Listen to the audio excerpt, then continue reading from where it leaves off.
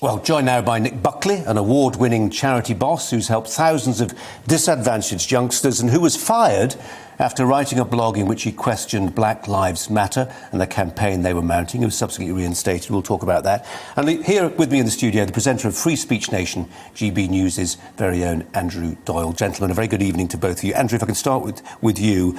That was a slightly confected top to the show, my long think piece. But my essential point was trying to make the point that we can be cancelled in this country, but actually there are limits to how serious that gets, say, compared to China. Yes. Nonetheless, there is something what feels like it's new under the sun in the new way we have found of humiliating people in public. I think what you were saying points to a very important truth, which is that there is something in human nature that does enjoy the humiliation of others, and there's nothing new about that. What is new is that we live in a digital age where everyone is online, and so what has happened is social media has brought those baser instincts to the fore, and all that cancel culture is this kind of a retributive system where you publicly shame or boycott or attempt to destroy someone's livelihood or reputation, and largely that is engineered through social media.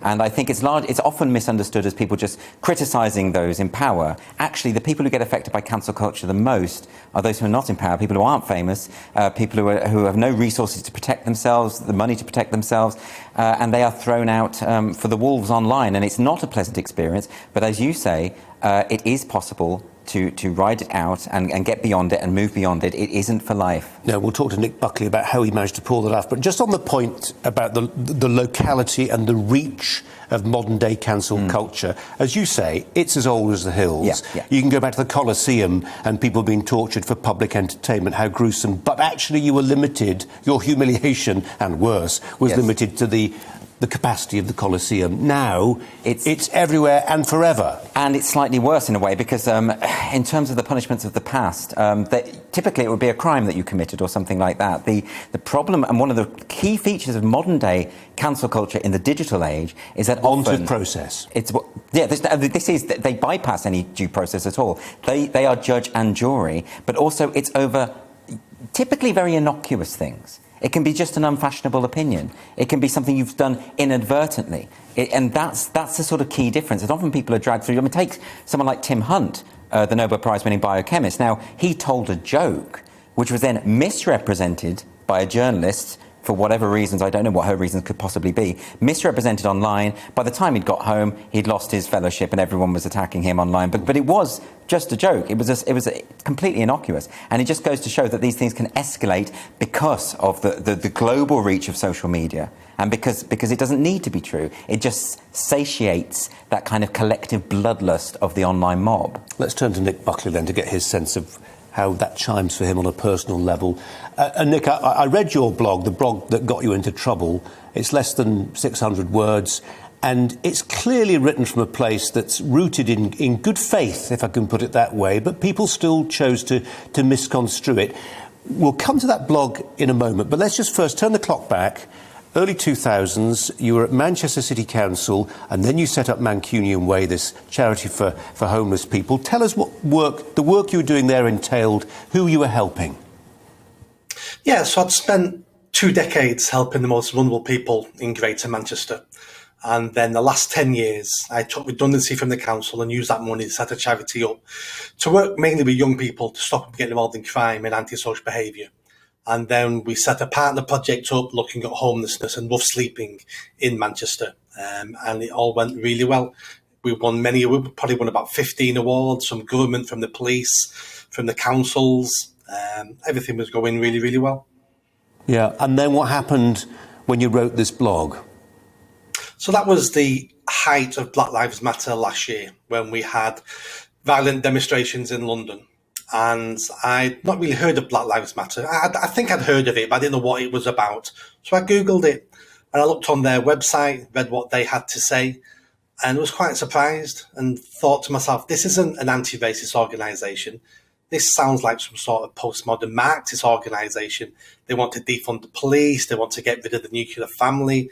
And the lack of fathers in the home is the biggest problem we have in society. And I've got 2 decades looking at that. And that is the one problem I wish I could solve. And they want to take more fathers out of the family. And I spoke to my family and friends, and nobody knew anything about it. So I thought I'll write a blog. I've wrote many blogs before on different topics that affect the work I do. I wrote the blog basically saying Black Lives Matter is not what you think it is. And of course, Black Lives Matter. And I don't think you'll find anybody in the country who would disagree with that. But this is what they want. And if we really want to improve the lives of black people in this country, I gave some examples of what we should be tackling: knife crime, female genital mutilation. Come on to that in a second. Just when you hit send on that blog, did it cross your mind for a second the storm that was about to crash about your ears? Oh, no. And if I knew what was going to happen, would I have pressed send? I really don't know if I would or if I would not have pressed that button. I don't know. And yet that decision has, I think it's probably fair to say, changed your life, hasn't it? It's completely changed my life. It's changed who I am. It's changed what I do. It's changed my job. It's changed my career. It's changed everything. And just to be clear, what was the reaction? So you sent the blog, you felt it was carefully worded, something original to say, and people who read it, I recommend they do read it. You were drawing attention in particular to sort of the virtue signalling and the posturing and the slightly glib nature of elements of some of the protests that were going on, in contrast to what you were doing at the sharp end, the hard work. What was then the reaction? Was it online? The trustees got involved? Was it one or two individuals stirring the pot? What was the process? So initially, I posted the blog on LinkedIn because LinkedIn, you can have a sensible conversation. And I purposely didn't put it on Twitter because Twitter's mental. It was on there for 2 weeks. I had some discussions with people. Some people disagreed with me and pointed some things out in the article, in this video, which was absolutely fine because I don't profess to know everything. And then somebody cut and pasted the link and put it on Twitter. And that's when it went mental. Within a couple of days, somebody had set a petition up to have me fired. Some complaints went into the board at the charity I founded, obviously referring to me as a Nazi and a racist. And that's when it all went crazy. And it does. I've at least on one occasion been at the centre of one of those Twitter storms, and up isn't up and down isn't down. It's really disorientating for a while, isn't it? It was, even today, I couldn't describe what it was like. It was surreal. I couldn't believe this was happening to me. I couldn't believe I'd gone from being awarded an MB off the Queen, within 6 months being a Nazi. From working on the streets with the most vulnerable, to having a great reputation, to winning awards, to all of a sudden people who, not friends, but people I knew were commenting negative comments. Yeah. And it felt like a tidal wave. But when you look back, the petition only got 450 people to sign. That felt like the world at the time. But you look back and you think, it was a few dozen idiots. That's all it ever was. But it was enough, Nick. It was enough to get you out. And that's where the matter could have rested. You could have said, OK, I'll try something new. But you didn't. What happened next? The first week, I was fired over email, basically a one-line email. You terminated immediately. And that was the email I got off the trustees, who were friends, personal friends of mine. The first week, I was a beaten man. I really was a beaten man. I felt sorry for myself. I couldn't see any way back. I couldn't see what future I had. I can really understand why people may take their lives at that point. I was never near that, but you can understand when you think the whole world's against you. And then after 7 days, I heard a little voice, and it was a little voice saying what I'd been saying to young people for 2 decades, which was, stop feeling sorry for yourself, get up, push yourself down, work harder. Yeah, because, Nick, I tell you what, the thing is in all this, and that's partly what I was trying to say in my long introduction there, if we stop being parochial and look beyond Twitter and even our country and see what's going on in some parts of the world, most obviously like China under the Chinese Communist Party, actually our lot is not that awful. Oh, absolutely. I've had conversations for decades with young people about that topic. You know, you think life's bad for you in the UK. You're upset that you've not got the latest iPhone.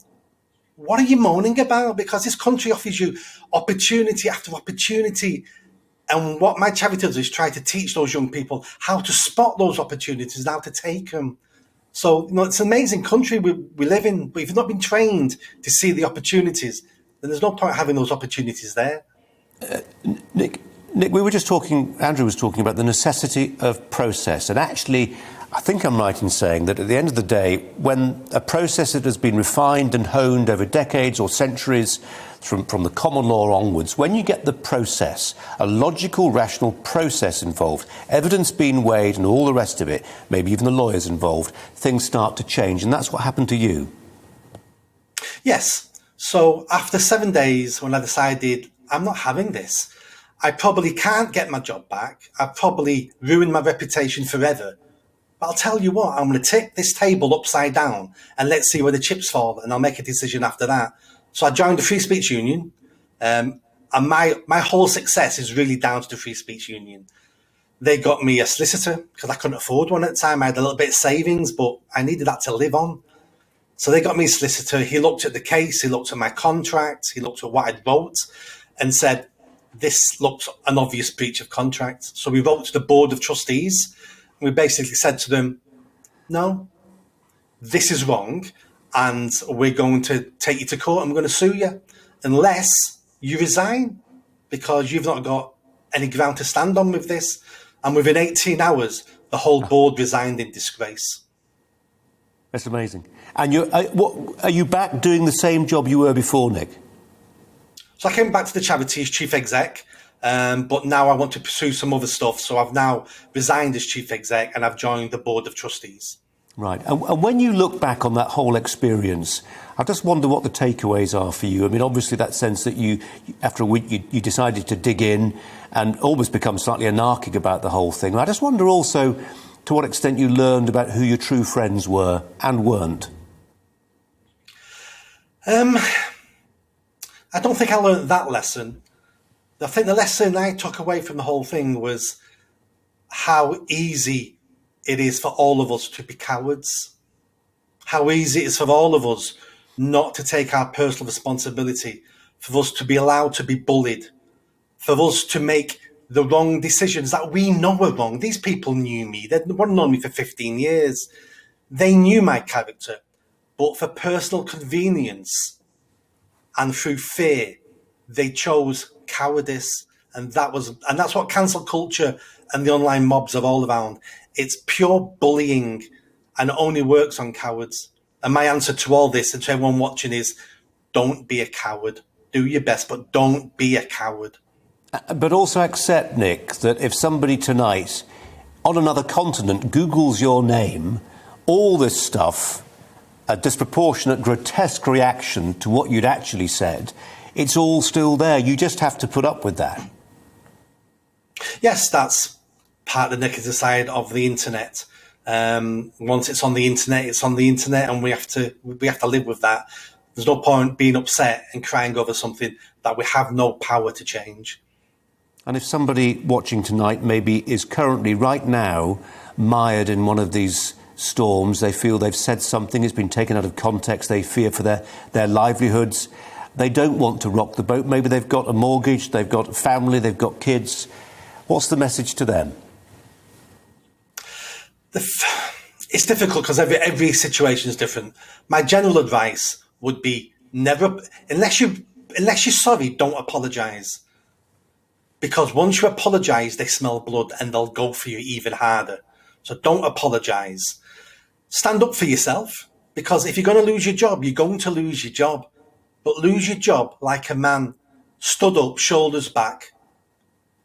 Don't cower. Don't be in that corner afraid and then lose your job. Go out fighting. If you're going to lose, go out fighting. Reach out to people like me. I speak to people almost on a weekly basis who contact me through social media.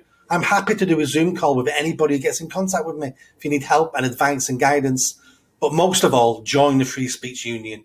If you like to talk, join the Free Speech Union. And just to be clear, you were slightly equivocal, and I can totally understand why, about the question, would you do it again? Let me put it to you again, if I may, Nick. Would you do it again, given everything that's happened since?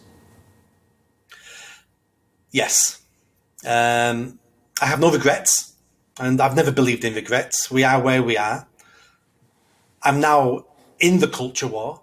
I like to, I am fighting in this war now. I'm trying to educate other people. I'm trying to push back against these bullies, against this woke nonsense. So I don't regret doing what I did. No, not at all. Nick Buckley, MBE, really appreciate you coming on this evening. Thanks very much indeed. Thanks a lot. Thank you. Andrew Doyle is still here. One of the many things that's interesting about Nick Buckley is you meet people, you meet them all the time, I meet them sometimes, who are committed culture warriors. They're doing what they're doing because they feel really strongly about picking up the cudgels and fighting the good fight, being in the trenches, whatever metaphor you want to use. He was somebody whose primary purpose and sole purpose in life to some degree was helping poor kids out on the streets. Never saw himself as being involved in the culture wars, and yet that's where he found himself fair and square. People get dragged into it against their will. The culture war is something that has been stoked and promoted by a certain type of leftist identitarianism, people who are obsessed with identity politics, who want to completely rearrange civilization in accordance with their own views. And, of course, when people attack you and you defend yourself, you are in the battle. And I prefer to be a critic of the culture war rather than a participant in it. But by criticising it, of course, you become, I suppose, part of it, and that's inevitable. But it's better than the alternative. The alternative is to ignore it. A lot of people who would be in Nick's position would ignore it and hope it goes away. The problem is that when these culture warriors come for you, they don't just go away if you ignore them. They continue to attack you and hurt you. So you have to take a stand. Ultimately, that's the point. We can't just wish it away. Your critics do not see you as an honest broker, which is why we come back to the importance of process. Yeah. And sometimes that's just the law.